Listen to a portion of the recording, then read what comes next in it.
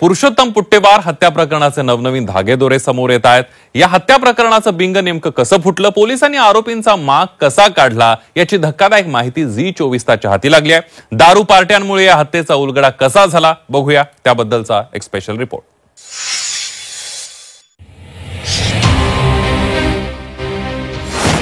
नागपूर हत्या प्रकरणाचं बिंग कसं फुटलं,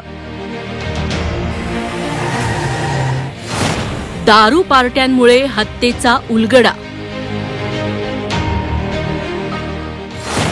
अर्चनाच्या मोबाईलमध्ये दडलंय काय?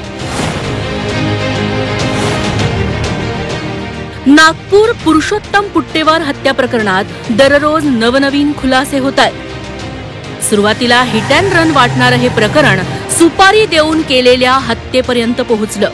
या हत्येचं बिंग कसं फुटलं याची धक्कादायक माहिती झी24 तासला मिळाली आहे। पुट्टेवारांना गाडीखाली चिरडणारा आरोपी नीरज निमजे उसनवारी करून दारू प्यायचा, मात्र अचानक तो मित्रांना दारू पार्ट्या देऊ लागला।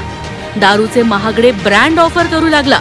कायम इतरांकडून दारू पिणाऱ्या नीरजच्या दिलदारपणावर काहींना शंका आली।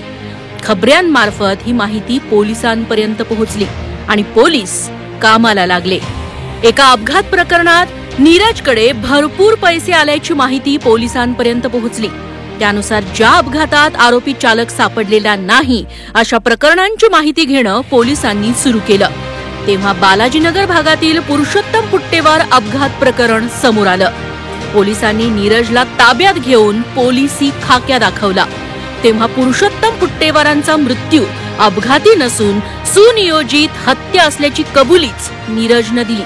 पोलीस तपासातून अनेक धक्कादायक खुलासे समोर येत आहेत। अर्चना पुट्टेवारचा मोबाईल हस्तगत करण्यात पोलिसांना यश आलंय।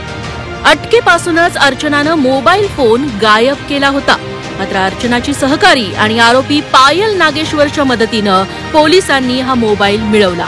त्यामुळे अर्चनाच्या मोबाईलमधून आणखी काही खुलासे होण्याची शक्यता आहे। अपघाताचा बनाव करून हत्येच्या या कटात अर्चनाने अजून कोणाची मदत घेतली, हत्येच्या या कटात अजून कोणाचा सहभाग होता याचा पोलीस तपास करतात आहे। मात्र या तपासात अजून काही धक्कादायक खुलासे होण्याची शक्यता आहे। त्यामुळे आरोपींची संख्या सुद्धा 6 पेक्षा जास्त वाढण्याची शक्यता सुद्धा नाकारता येत नाही।